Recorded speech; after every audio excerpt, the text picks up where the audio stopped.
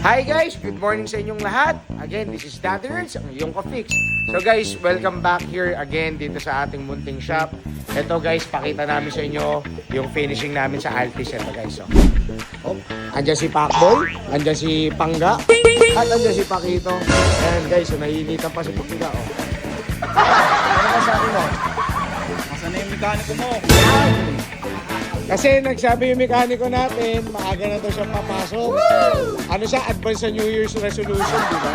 Pero wala pa rin. Pacboy, ano masasabi mo kay Bobbies? Huwag ka po babae. Yan, Trabaho ka naman. Yari na naman. So guys, anyway, so ayan, finishing, magre-release tayo ngayong umaga.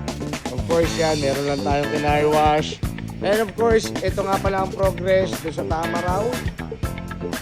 Okay, so yan guys, may Lexus, yung Altis finishing, engine works, and ito wash over and for paint panel.